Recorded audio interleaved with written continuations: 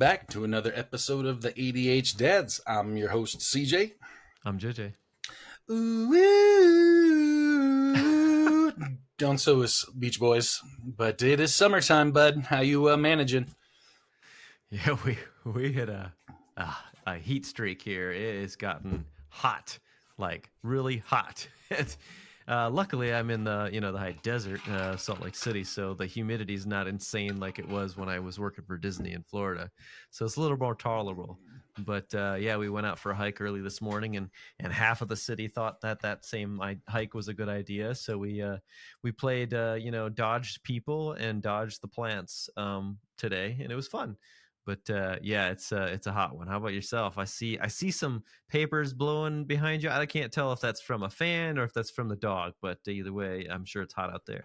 Yeah, Molly's joining me here in our podcast. We have an extra special guest, the service dog, Molly, the golden doodle. Yeah, you can hear her rummaging, but I hear you guys are all. Yeah, you guys are all going to enjoy. Probably not Molly, but you're all going to go and enjoy a little bit of summertime fun, huh? Yeah, we are leaving bright and early. 2 days before this episode airs, but tomorrow in my time. But yeah, we're going to Hawaii, man, to the Big Island, Kona. So that'll be really nice.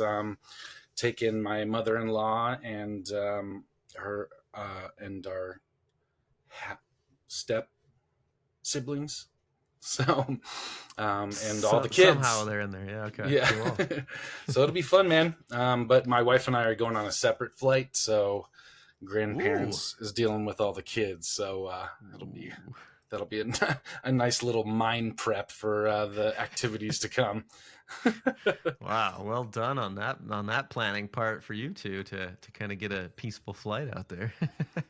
Yeah, well, it was actually because things had changed. You know, we were originally father-in-law and mother-in-law wanted to take the kids out, but just if you were listening a couple episodes ago, my father-in-law just passed here unexpectedly and pretty suddenly.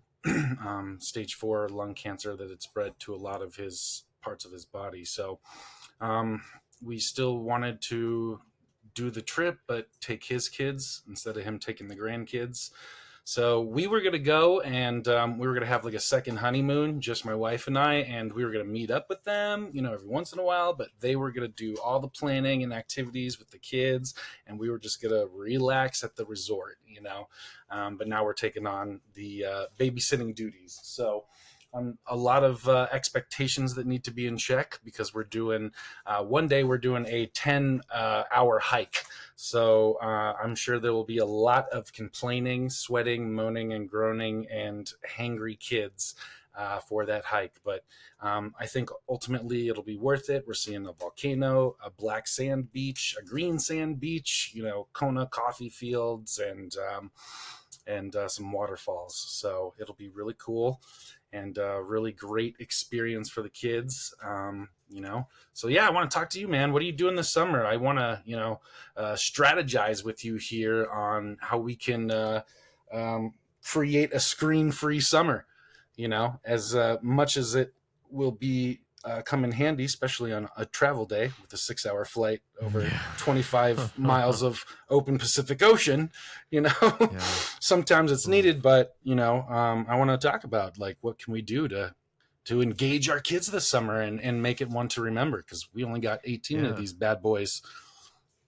I think one thing I wanted to say with regard to that is the idea of screen-free sounds like an impossibility for my household in some ways. And the reason for that is because, kiddo does have a lot of opportunities this summer to be very active. And, this last week he started summer camp. So he's been doing that for a full week. And now next week, get this, he's going to be doing zoo camp. He's going to be doing summer camp at the zoo, which I don't know exactly what's going to be there, but it's at the zoo. It's not like they're going to be like, all right, well, all you kids, you're just going to sit in the cafeteria all day, They're grooming gorillas, feeding the tigers. Yeah. So who knows exactly? I'm excited to hear about how it goes for them. But with this last week, summer camp started up, and Okay, I think this is hilarious. One thing that we do talk about, and we'll get into that deeper in a bit too, is our kiddos, not just neurodiverse kiddos, all kids benefit from physical activity. And too often it's too easy that to give them a screen because they shut down, or they quiet down and stuff, and then we can get our stuff done, which isn't a good method to get to our own productivity. But you know the thing is that that does not work through their bodies, what their bodies need. So then TV can exacerbate a lot of symptoms that a kiddo with ADHD has.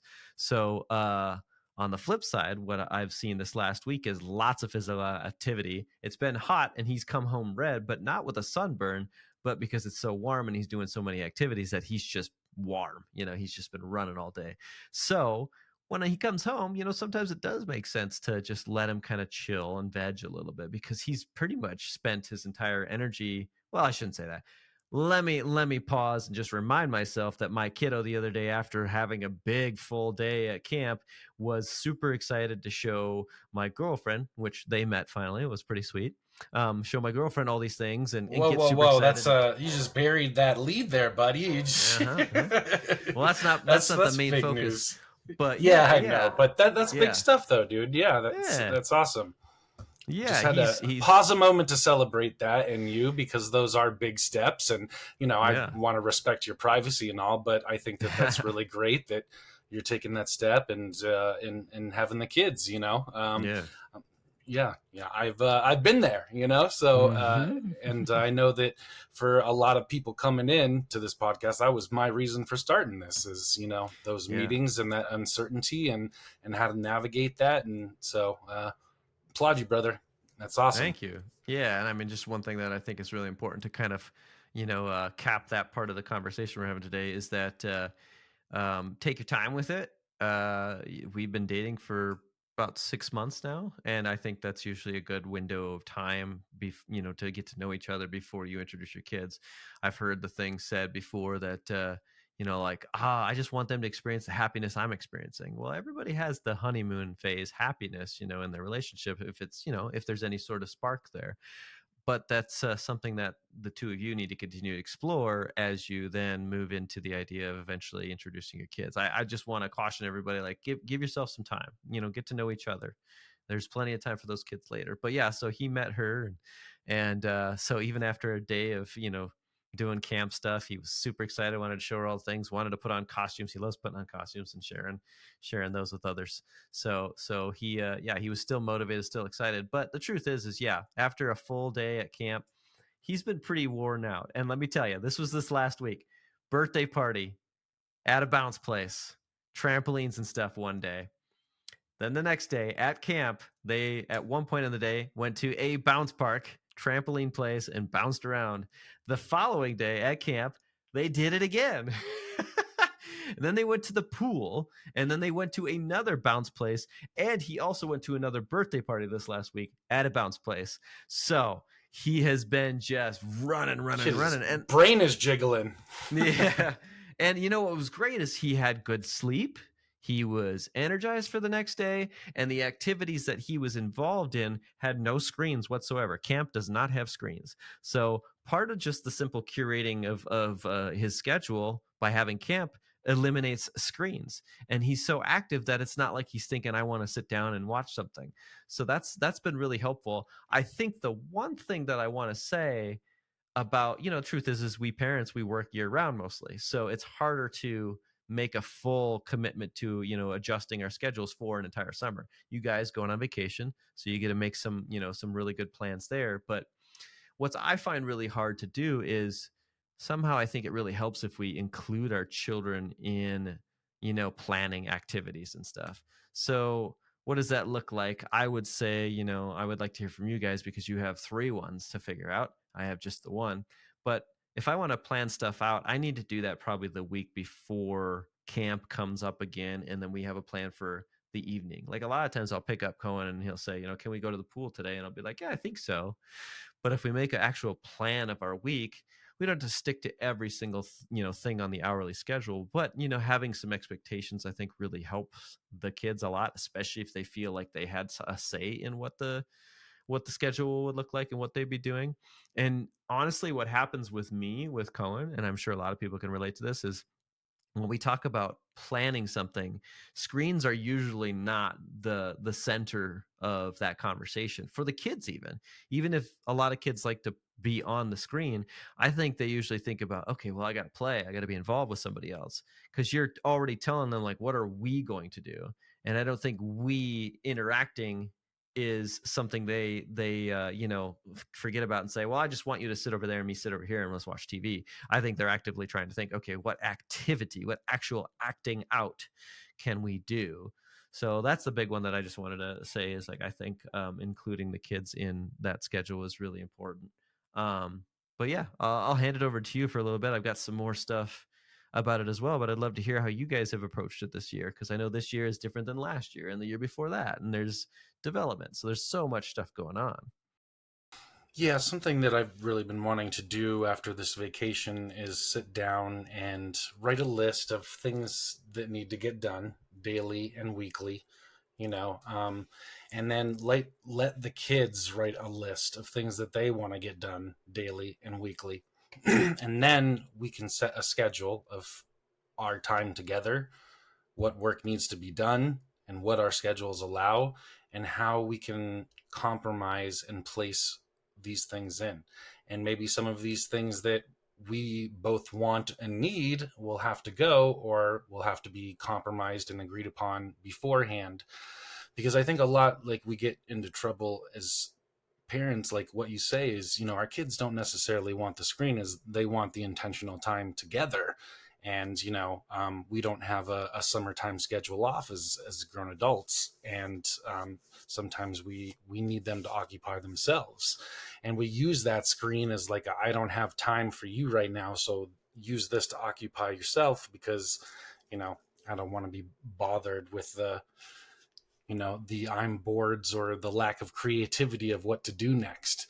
But I think that if we can have a talk and discussion and plan it out, maybe you can't do these things every day, but maybe on Tuesdays you can get that thing that you want still, and it can become a weekly thing rather than a daily thing, and I think that giving our kids the autonomy and the space to have creativity over themselves, and us to have the patience of explaining why these things need to get done. Because again, I think we get in trouble as parents because we expect them to know it, or we've had the conversations before, or it's in one ear and out the other, and we don't realize that that development and growth takes repetitiveness over and over and over and over again. Sometimes we don't have the patience for that, but I think the more that we can allow that space to understand why this is all important for us to coexist and function, so that we don't yell, cause problems, I think is the goal of what I'm going to try to accomplish this summer. Luckily, we are pretty lucky in the sense that the kids are going to summer camps, all of them, so we really can concentrate on work. But really have to be intentional about those times in between camp, at the nights and on the weekends, and with these vacations that we have planned. And again, those take conversations too in prepping.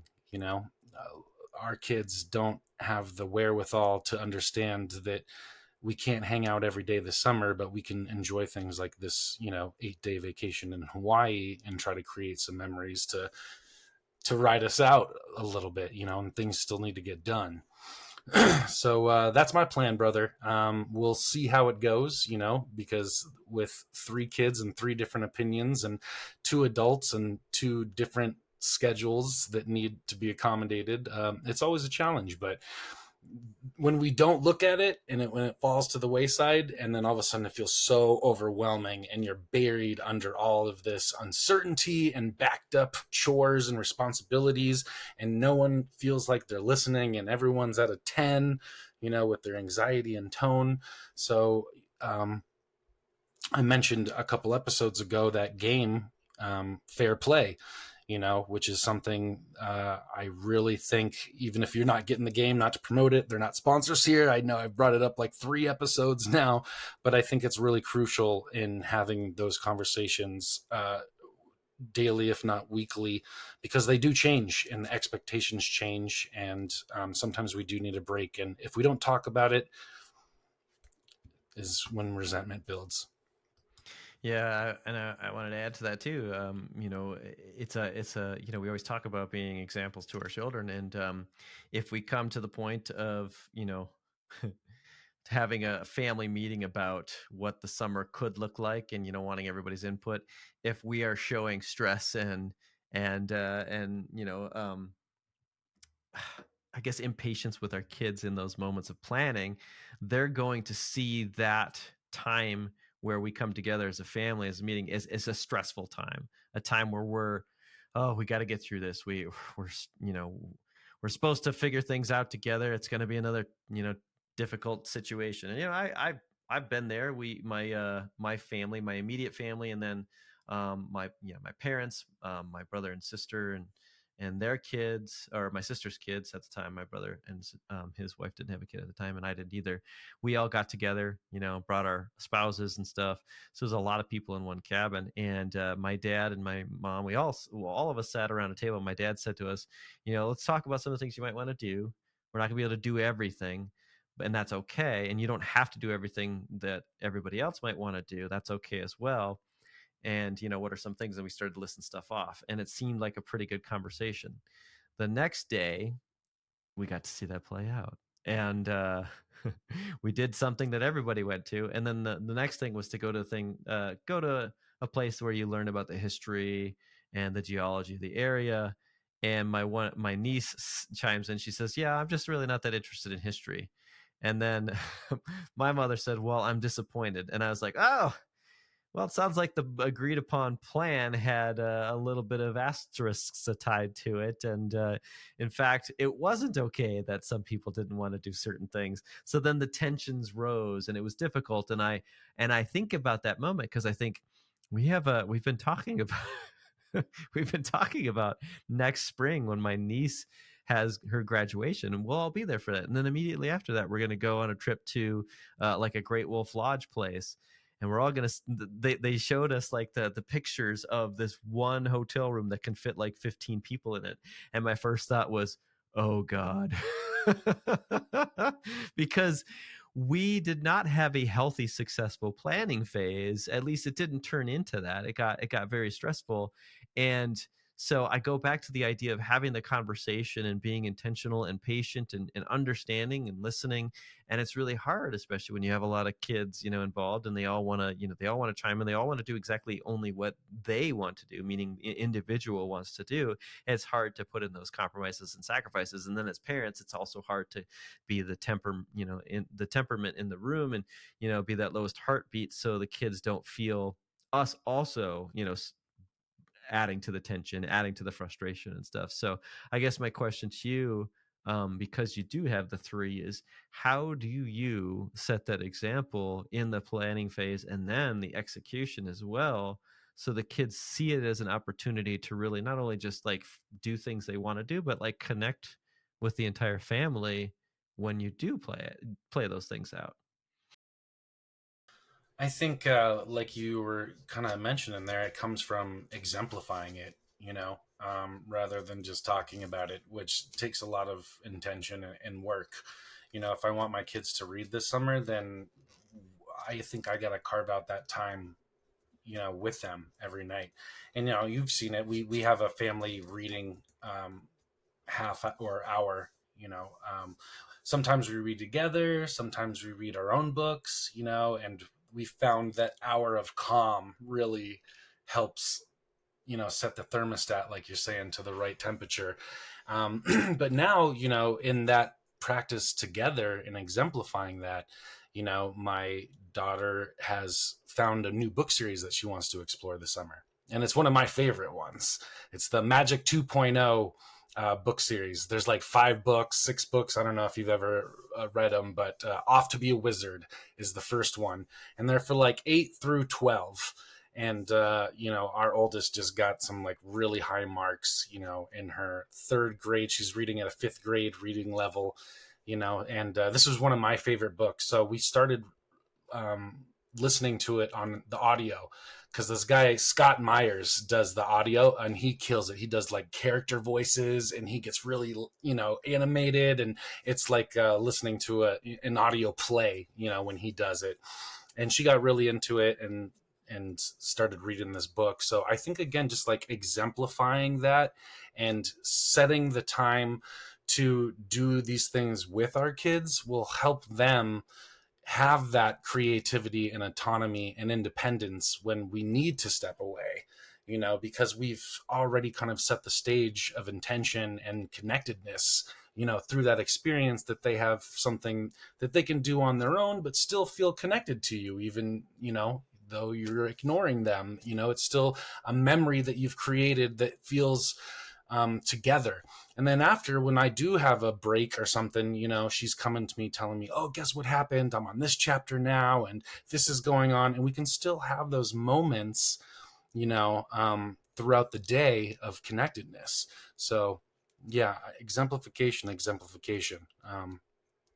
Man, so often I think parents want to just point the finger with expectation like a laser beam and say like, you should do this. And our kids are like such the perfect mirrors of everything, of all of our faults, especially, and we ignore it. We scald them and ignore it in ourselves. And the more that we can show them what this looks like and how to navigate it, I think that gives them that independence. Yeah, yeah, well stated, and yeah, without being that the thermostat in the room, it's the Wild West with our kids a lot of times. Because I mean, how many times have we seen it where the parent says, "Don't do that," and the kid says to the younger sibling, "Don't do that." They're just ready to try and mirror what we provide for them. So. Um, yeah, I really appreciate the sentiments on the idea of being the examples. But I guess the one question that I'm curious if you have an answer to is, when is it okay during a, well, we'll say quote unquote screen free summer, which I say quote unquote because that's a really tough one to do, is when's okay to have a family movie night?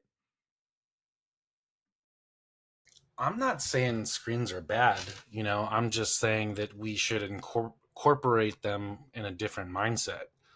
I think that, like, especially, in today's day and age, I think it's inevitable that we're going to have these devices and our kids are going to use them to navigate the world, right? In good and bad ways. So I think interacting with them and helping them understand technology, and so that we can understand it. Because, man, I'm starting to feel like an old man, like my dad, where he just is like technology avoidant, because it's just like becoming too overwhelming. I can't keep up with all the apps and the games and the characters and the things. But I think that it's important because this technology is ever evolving and changing and rapidly growing. And I think that there are good times. I think family movie night is great. We're all together.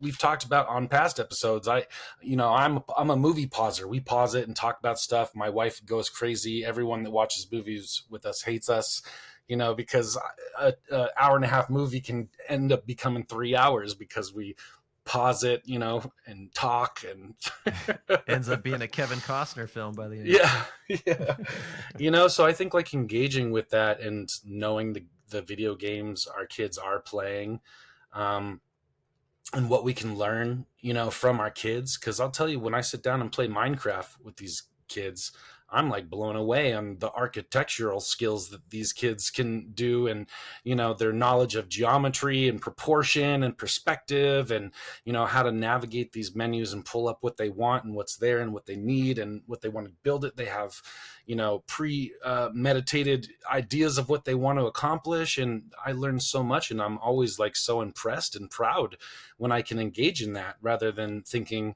this is bad and it teaches them nothing, maybe we should really be more curious about it and see what they are learning, and yes, there will be some things to navigate. Roblox, I'm not a fan of. They There seems to be a lot of people that hack that game and develop it into Squid Games and whatever's in pop culture, the zeitgeist. And my kids will mention some Megan movie, and I'm like, where the heck did you pick this? Roblox?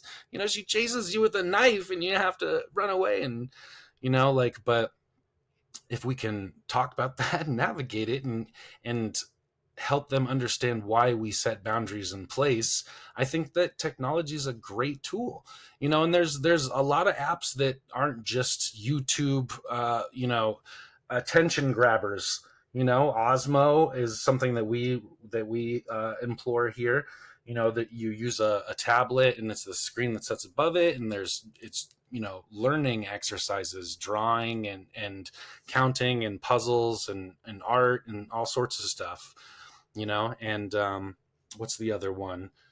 um oh God, Osmo and anyways, I think that those technology can be used to, I think, earn the more privileged side of it. You do so many hours of educational Osmos or ABC Mouse. That's the app I was trying to think of. And there's Disney's got one too to help you learn. And Caden loves that because Mickey's there, and he'll sit there and sing the hot dog, hot diggity dog. Again, don't sue us, Walt Disney Company. I think we're under the 15 seconds before I it's was gonna say the copyright. 15-second, we're good. So yeah, I think all that stuff can be really great if used in the right way, and I think our aversion to it as parents and our negative thoughts about it are because we don't understand it, or we don't understand what our kids are doing with it. And I think that if we get more involved, it could become a great connection experience for everybody. Yeah. It's funny you mentioned Roblox and hacking. Yeah, there's a game. I'm pretty sure it's a Roblox hack, um, called Doors, and there's this creepy character with a mouth. That almost looks like the Demigorgon from Stranger Things. It's called Figure, and Cohen just came home from school one day and was talking about all the monsters in this Doors game, and he was drawing them all up, and then his mom ended up getting him a figure costume, so he's all about that stuff. And I see him kind of trying to always grasp for the entertaining video games and not so much an educational video game. So that's kind of where I struggle with it, is the tech does have some benefits to it, but I think the kids generally find, like there's so much immediate gratification and reward systems in these video games that don't offer educational value to them. Like I mean, I know Fortnite's been one that's mentioned more often than not, and so that's where I kind of get tripped up, is that Cohen will very quickly find himself frustrated and wanting to move on to something that he finds fun, because this is not fun and this is boring, or it's cheating, it's not playing fair. All the things that that he can say about the educational games, that I think unfortunately the developers are still trying to find the best way to keep the kids engaged and learning more. And it's different strokes for each person, but that's where I've found the tech to be a little bit more of a challenge for him to access and enjoy. Even with like Osmo, we have a few Osmo games, and he plays them for a bit, and then he's like, "Yeah, I want to go back and play 3 hours of Luigi's Mansion or something," which is a cool game. Don't get me wrong, but the value in it is lost. So, I think about summertime and, trying to eliminate screens. Well, not only does it make sense to eliminate screens for the value of getting out there and seeing just what's so beautiful outside and taking advantage of our bodies while they're young and youthful and able. But the truth is like homework is on pause. It can be. It's summertime.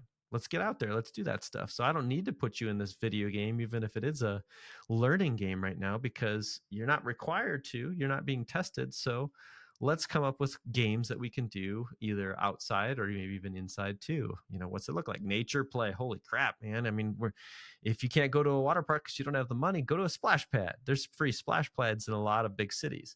We've got so much opportunity there. We've got, here in Salt Lake City, we can climb, we can hike, we can, just simply go out and bird watch. It's just, to pack a picnic.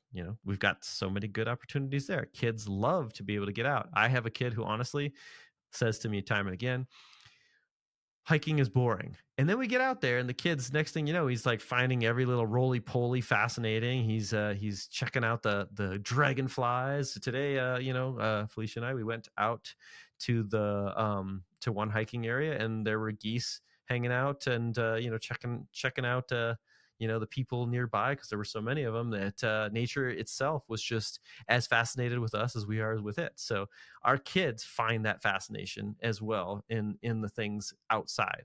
And sometimes it just simply takes us, that, dare I say, we want to plan with our kids. Sometimes it says, okay, dad found a good opportunity to get out. We're going to do that today. And the kids might go, oh, I don't want to do that. And Cohen did that one time where we had to drive like 25 minutes to get to a hiking spot. And he's like, I don't want to go to this. I didn't choose to do this. And he was putting up this, like, honestly, total dickish, attitude toward it. And then we get out there and the kid had smiles on his face. He was stopping constantly to check out everything. So I don't know, embracing the outdoors and finding something to do for the kids because it's new, it's something different, can be helpful. It's so easy to kind of go back to, well, can I just go sit on the couch and play the game for a few minutes? Or even, get on my iPad for a little bit. Again, not necessarily saying that's a bad thing, but sometimes we do need to be the example of saying, yeah, I found this in nature and it is remarkable and I want to share it with you. Let's go do this. And then they might put up a fuss and we say, yeah, I know, we have plenty of time to do those other things. There's going to be a snow day coming up in the fall or whatever. Maybe not where you're living, definitely where I'm living, but we're going to have those opportunities at a certain time of the year. And the summer is telling us, get out, check it out, and enjoy it. And then us lucky people who live in big cities, a lot of that stuff can even be free. So that's kind of my big thing right now, is I want to make sure that I don't just give into the idea that, yeah, Cohen doesn't like that stuff, he's bored. I want to give into the idea that my son loves to be creative, loves to explore. That doors game, he was immediately trying to draw stuff up. He'd go outside and see all the, fascinating insects that look, when they're magnified, look 10 times scarier than those monsters in the games. He's fascinated by those things and he wants to see those as well. So I don't want to limit him by saying, here's the things you're familiar with, here's the things that you know how to control. I want to expand the mind, but I want to do it in a positive way. And it's not always easy, but it's certainly available and we should give it a shot. Yeah, you brought up some really good stuff. I want to talk about, especially with the scary stuff, or stuff that maybe we're like, as parents, we're like, oh, why are they into that? Or I've mentioned multiple times, I loved all the monsters and aliens. My favorite toy was from Independence Day, the alien with the tentacles, and it had this clip on the back of its head, so when you squeeze the clip, it opened up and there was a little alien, that was inside. Oh, dude, it was awesome. Just, it was huge, and my mom was always like, what the heck, and I feel it, I have to ask her if those cause nightmares, or not. And Nightmares sometimes, for you or nightmares for her? yeah, yeah, right. But sometimes Naomi will get into this stuff. Poppy Playtime. I don't know if you've heard of this. They look like Teletubbies in Freddy Krueger's Nightmare. They're just like fangs and weird, Muppet type creations in Yeah. adults in costume, but it's really creepy. But I see the toys all over at Walmart and Target. It seems to be like the new fad. I don't Like that understand it. Huggy Wuggy was. Yeah, and they have nightmares about it, and my wife's initial reaction is like, no more, cut it out, but I think, again, like, there's some curiosity there that, like, should be explored, like you're saying with Cohen and how he draws these things from this stuff. Naomi's drawn this stuff and her artwork's great. She gets better and better, and she uses these things that she's interested in and incorporates them into, things that are helping her develop and expand. Do we want our kids to be mathematicians and great on their grammar and ace every spelling bee and, you know, get college credits by the time they're in junior high? I'm sure that may be a standard expectation and hope and dream for a lot of parents. But I think that our kids are individual, and they show us all the time the things that they learn and pick up from the world that they want to create for themselves. You know, um, what you were saying with, he wants to play games like Luigi's Mansion or things that you don't, that are more what you find entertaining rather than educational. But I would challenge you on that there are some really educational things that he's picking up from all of those problem solving aspects of, Luigi's Mansion, and how he is learning this memorization with all of the characters and what they do and who's on whose team, and, what their purposes and what their skills are and powers are.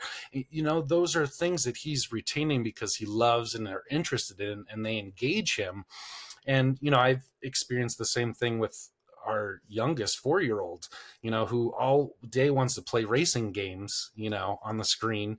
But then when you get him off of the racing game and you're walking through a parking lot, he can name all the brands of cars, the makes, the models, all the parts of the cars, the bumpers, the wipers, the rims, the tires, the wheels, the axles, and he wants to know all about it because when he's on that individual time, he's like, this is cool, this is engaging, what's that, I want to know more about that. And then when we are engaged in the real world, he's showing me all of this stuff that he's picking up and learning. Does he need to count to 20 before we send him off to school next year and write his name? And yeah, we got to figure that out. You know what I mean? But maybe we're counting cars in the parking lot, in those times rather than numbers on a board at home. Like, how can we, exercise creativity to bring those things out in our kids where they get this engagement and enjoyment from their quote unquote entertaining things? And how can we incorporate that into the real world educational stuff? I think we can't do that unless we get on their level, see it through their eyes, figure out what's exciting about it for them, and then we have some tools and ammo to use for our creativity, and helping them engage and put those concepts to how they apply in the real world, and why memorizing and figuring out and puzzle solving and is all important. Yeah, my thing about that is yeah, I think there's a good space for that, and time for them to really develop their interests in certain things that they find fascinating, whether it's Luigi's Mansion. But the one area that I would also say that I think is very valuable is, kind of going back to my previous point too, is the idea of expanding the horizons, and keeping the mind open to other things than just this one thing to kind of be the vehicle to drive you through your interests. So if a kid's playing for 3.5 hours one day a single game, and then the next day they go ahead and play it 3.5 hours again, I would challenge the idea that let's move on to trying something new. Let's see how you can use what you learned in this game and apply some of that to this next game, and then also learn more from this other game. And again, it Well, doesn't have to going be back just to video what we were games, but talking mhm, about in that planning and mhm, bringing our kids onto that structuring process and yep, mhm, expectations, and knowing that, 3 hours is, we don't have 3 hours to play. You can right, yeah, play, that's but my it's for this example of extremity. time. Yeah, and I mean, one thing that I think about is, yeah, my kiddo will get stuck on a video game for a while. I mean, like literally just involved in it for quite some time if I allow that. But I don't want it. I don't want that to be just his world. I want him to be able to enjoy much of what greatness that exists at his fingertips. And then we talked about screen free parenting way back when and stuff, and being kind of just demanding our kids to go a certain path that we want them to go gets us in trouble, and gets ends up resulting in them wanting to further explore what it is that they say they can't explore. So instead, being curious and showing them that we want to understand more what it is that they find fascinating about it, can really open up their minds to something great that exists from within. And if we don't show that curiosity, we're going to miss out on learning about that greatness, and even maybe stifling it a little bit. When I was young, I saw Gremlins. I'm not sure how I first saw it, but I was fascinated and terrified by those gremlins. And then I ended up drawing them like crazy. I was drawing gremlin after gremlin. And, fast forward a number of years, and I am drawing independently in my art class in high school. And I am putting in serious effort to, hone my skills in my visual, creativity. And what did I do after going through university and stuff? Well, I was in graphic arts and graphic design and web design. And that's essentially where I got to today with my success in my life. And I did that through a lot of doubt and pushback from, adults and influences in my life that didn't really understand it and chose not to understand it. And that was me pushing against it because I knew I had something there. And so, yeah, I want to make sure that we don't simply say that's bad for you, stop it. Instead, ask questions. "Well, what is it about this that you find fascinating? What are some of the things you learned?" Cohen's been stuck on a certain level of Luigi's Mansion for I don't know how long now, and he just finds enjoyment about going about this mansion. You can go in that game for as many hours as you want, circling around rooms and then catching more ghosts and stuff. And for him, that's enough right now because he says it gets a little bit harder if you go higher levels. And okay, cool. Well, it sounds like we should probably give that a certain level of attention and time in our day, and then we can move on to something else. Um, and Minecraft is one of those examples that you said where I think that's an opportunity for a kid to really explore another side of their not just creativity but their own intellectual ability. And so yeah, again, I like the idea of we have something available to us with the outside world during the nice months. Let's try and explore that. Sometimes, even in the planning process, we need to voice that to our kids, like we're going to get out into nature and here are the list of things that we could do. So we give them a little bit of guidance and direction, but then we let them also be choosing in it as well. So we are kind of a little bit pushing them to do something here and there, but we're not rejecting their input. And that's the Man, I'm thing, is gonna that have to balance. talk to you about geocaching. I know you've done it in the past, and that's something Geocaching, I yes, want to great. get into with the kids this summer. So we just watched the movie Finding Ohana on Netflix, Oh, and okay. there it's kind of inspired by the Goonies. It's like a modern day Goonies, Ooh. but set in Hawaii. Well, now I'm gonna Um, add it to my list. yeah, so we were trying to, prep for Hawaii, like thinking of all these Hawaii movies that we could watch, and the main little girl in it, she's really into geocaching, and that's how she gets started on this treasure Okay. hunt that's very similar to Goonies. So they were like, we want to do that this summer. So I think that would be a great opportunity to go out, get out, to travel the city, to get to Mhm. know the city, and to solve puzzles and interact. So I'm gonna have to pick your brain a little bit about that. Yeah, so for the listener, what that geocaching is you can get an app that's literally called geocaching, and everybody can get it for free, and you can create an account. There's some third party apps too that you can use that have a little bit more, I guess I could say, openness to them, so you're not locked within just the geocaching world. But pretty much everywhere you go in the United States now, people have participated in geocaching, and what that is you can find various pieces of items. It could be something as simple as like a little magnet with a scroll inside of it, and inside that, basically that scroll, you can write down your name indicating you had found it. And then you can input into the app saying I found this geocache, and then you can continue on. Well, the geocaching app, as well as some of these third party apps, actually have a map, and they'll give you hints to certain geocaches. And it's usually user input and user hidden geocaches throughout the area that you're living in, or vacationing in, or whatever. So the hints can be very difficult, or they could be very helpful, and then you can find the geocache, take a picture, and input your stuff. And it's cool. It's a scavenger hunt that exists, like you could call it open source coding. It's available to everybody. And here's the cool thing: I was just talking to my buddy yesterday about this. With the official geocaching app, if you want to participate by putting caches out into the world yourself and inputting them into the system, you can do that.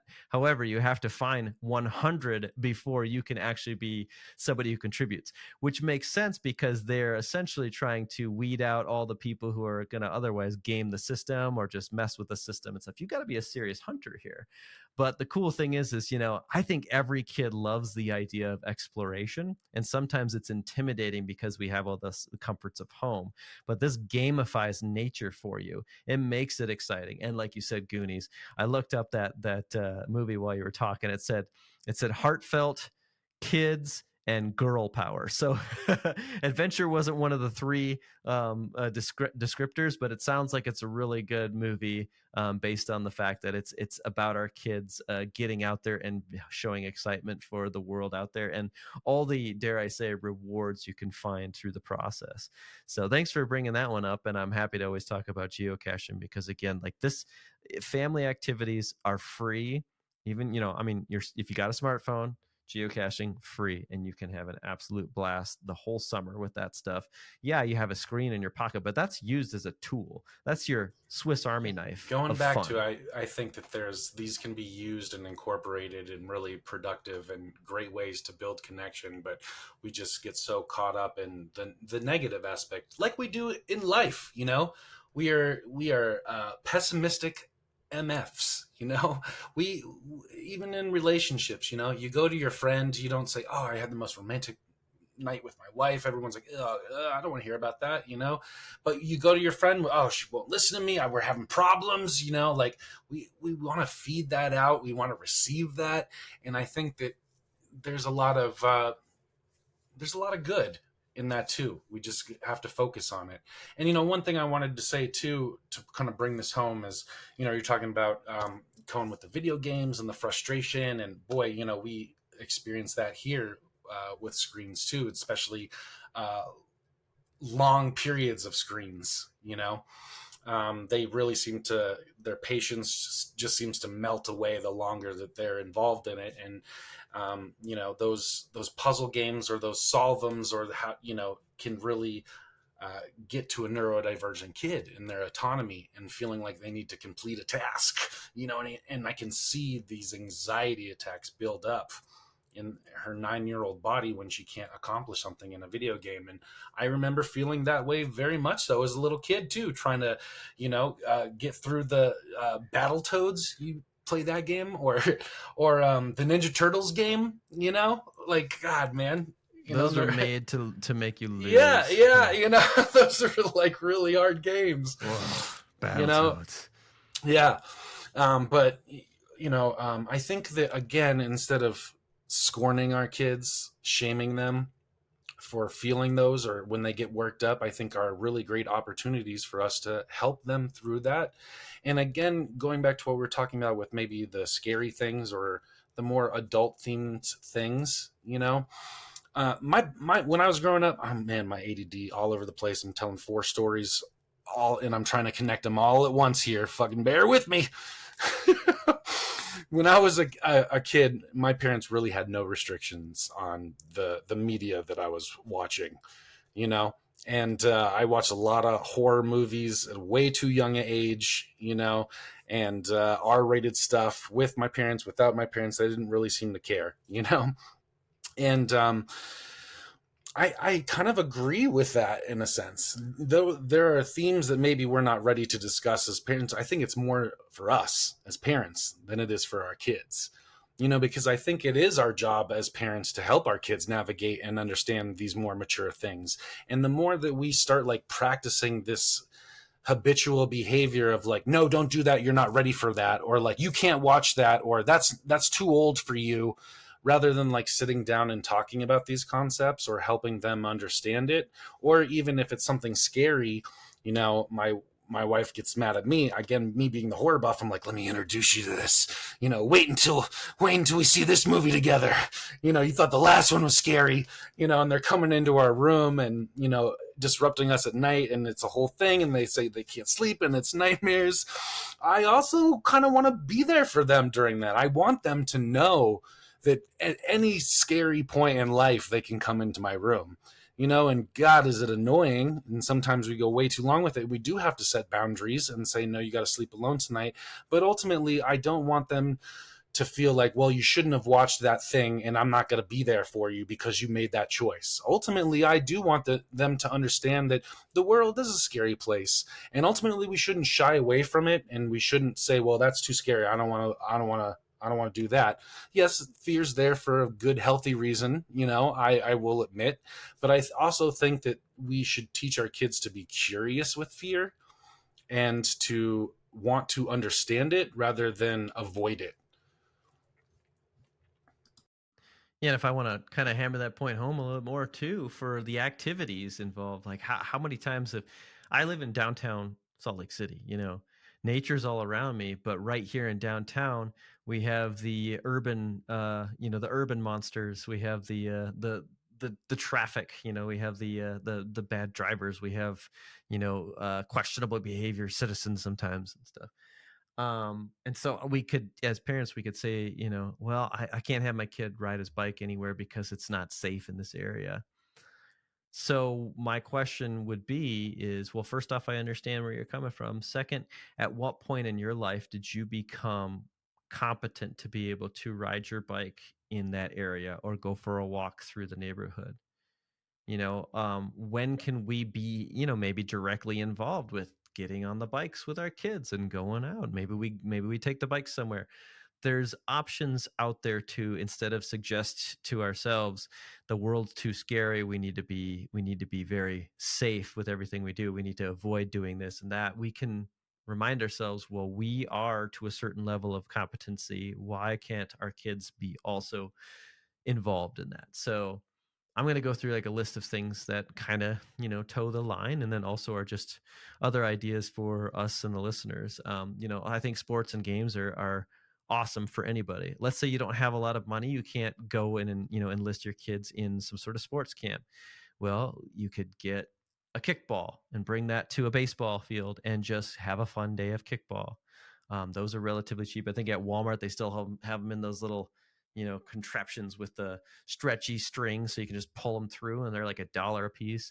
So there's options there right away. Just use your imagination. Bike riding and scooters and stuff like that. They're affordable, but if you can't afford it, well, maybe you make some out of cardboard and then you just pretend and you have fun with pretend. I don't know. There's options there. Our kids potential in their imagination is so vast, and sometimes we can limit that. So I want to keep ourselves, on of the mindset, like, let our kids explore. We don't have a bike. All right, let's make one out of cardboard. How far are we going to ride that? What are we going to do when we get our cardboard bike out? Let's just make it fun. Board games and puzzles.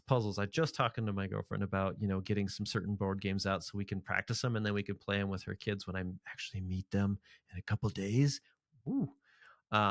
I loved And our playing. next episode is no Yeah. airing out JJ's insecurities and anxieties and no. I'm excited. I have no hesitations. I'm looking forward to it. I feel great about it. So, and, Yeah, like I you said, brought up puzzles. I have to have a shout out to Magic Puzzles. They're my favorite. I have pitched them to you a ton of times. They're like yeah. a puzzle within a puzzle. They're like highlight magazines. If you ever remember Hmm. those as kids, lots of stuff going on in the pictures, and it's a lot of like find this many little mice or find this in the picture as you're putting it together. And then when you're done with the puzzle, it actually rearranges, and there's a secret envelope in there that you open up at the end, and you build that puzzle, and it goes in Hmm. the middle of the puzzle, and it changes the whole picture. So Yeah, we that's love cool. that. I just broke out the puzzle board. It's this big board that has drawers all in it for the puzzle pieces, and we just got that ready to go for all organized when we get back from Hawaii. So Oh, that's love me a awesome. Magic Puzzle. Magic Puzzle sponsor us, please. Shout you Yeah. out every episode. Yeah, I've got one in my wish list, and if they become a sponsor, I'll click add to cart. Um, I think another I think another thing. Well, I loved playing board games as family when we were young, and we at some point we stopped that. At some point, I don't know if my parents thought, made the excuse like we just don't have the time or what, but we stopped it, and I'm sad about that. I wanna make that a tradition, with my family, because my goodness, that's some good quality time. Here's one I think that would be really cool if you do have a few days. or maybe a couple days, like vacation days, where we're all at home, is like, let's make a themed day. Let's all be pirates or dinosaurs or have space exploration, and let your imaginations go wild. Maybe you Love that create idea. costumes. Maybe that's what you. Here's a tough one, but could be cool. Like, what does volunteering as a family look like? Maybe it's going to a local animal shelter and putting in some work there, or dare I say, the community gardens or food banks. Kids are sometimes a little bit more, complaining at those moments, but it could set them up for the idea of helping others in the future. Camping. Let's bring back the amazing outdoors again in this conversation and talk about camping. Kids love to camp, and if they're not sure, pack up those s'mores, because then they're on board. Then they're like, yeah, we're gonna make those s'mores, right? Yep, that's part of our camping experience. So we're gonna connect with nature. We're gonna be out there. We're gonna have a campfire. We're gonna make some yummy s'mores. It's gonna be great. Can't go out. You don't have a tent. You can't make it work. For God's sakes, tent in the living room. Do something cool. Kids love camping wherever they can camp. Do that. Make it fun. Sleep in the tent with your kids. They're going to be so happy. You're going to wake up and say, Dad's just totally hung out with me all night, and we camped out in the living room. It was the greatest day of my life. It's true. They love that stuff. So even if it's summer and it's, raining outside, you can still camp, guys. Make it special. So those are kind of some ideas that I wanted to throw out there as well. I think some people could put to use. I love themed days. We don't do them enough. Love that. Yeah, I think for our show notes, we'll write a list of summertime activities that our listeners can reference, because a lot of good stuff in there. So appreciate the conversation, brother. I'm going to go finish packing and get ready Aloha, for brother. Hawaii. That's right. Mahalo, my brother. Mahalo, Ohana. Anyways, we printed out, my wife got I think it's called Cricket. It's like you can print decals on shirts and mugs and whatever. And she's been going crazy in her arts and craft stage here. And we all have Hawaiian shirts with our Hawaiian names.